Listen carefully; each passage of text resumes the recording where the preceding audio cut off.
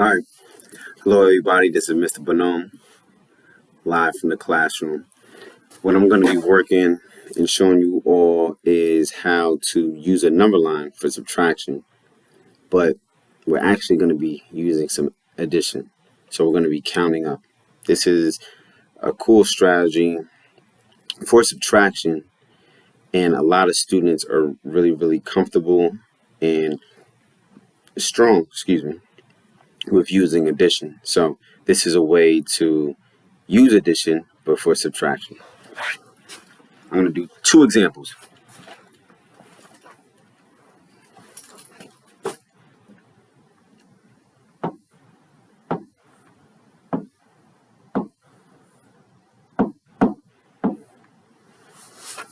So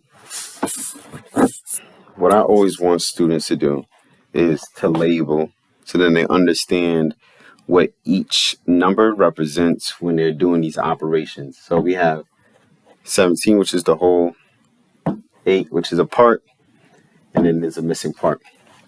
We're going to make a number line, and this is what we're going to do.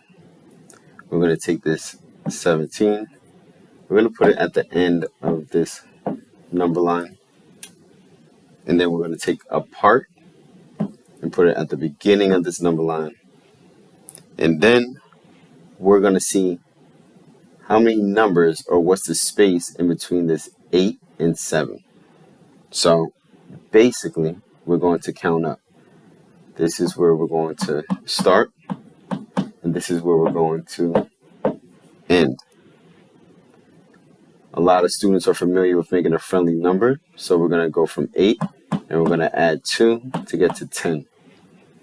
Now from 10 we're going to add 7 to get to 17. We got to 17, that's the end.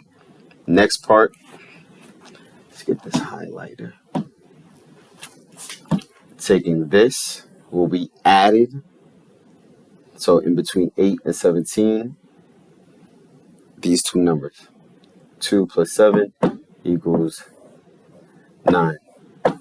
In the classroom, I have the kids put a crown on their final answer.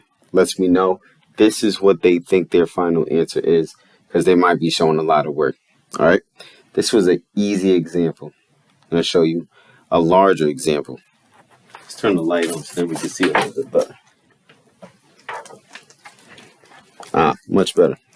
All right, so let's go with a 3-digit number. Let's do 361 minus 176.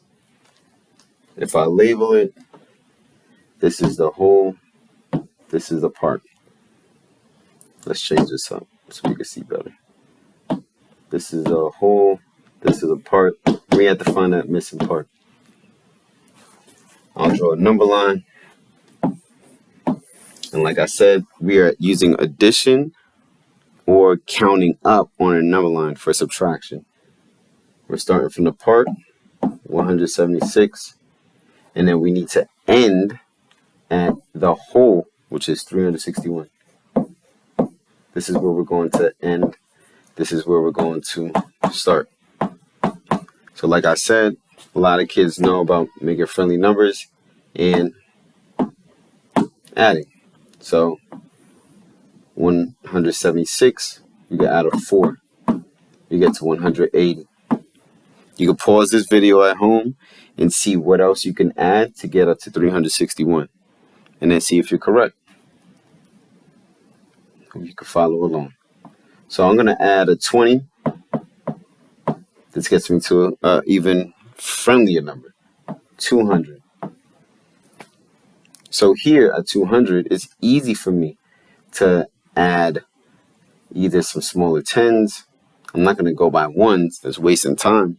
I want to be efficient. I'm going to add a 100. That gets me even closer. Now I'm at 300. So from 300, I just have to add 61. So to solve this and to find out that missing part, these numbers right here will equal the missing part. So I'll change this to highlighter. I need to add all these numbers right there. So I have 4. Ooh, that's kind of difficult to see. 4 plus 20 plus 100 plus 61. Now, what I would do, I would combine 61 and 20. That's 81. I cross those out. I'll combine this 4 with this 81. That's 85. I'll cross those out. And all I'm left with is this 100. That's 85. I add those together. That's 185. So, the missing part is 185. From 176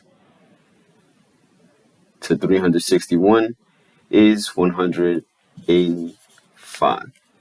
So this is how you use a number line for subtraction, but you're counting up or you're actually adding.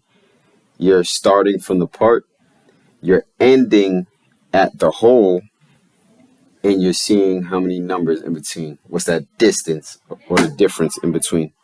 Hope this was helpful. It's Miss Bonhomme. Peace.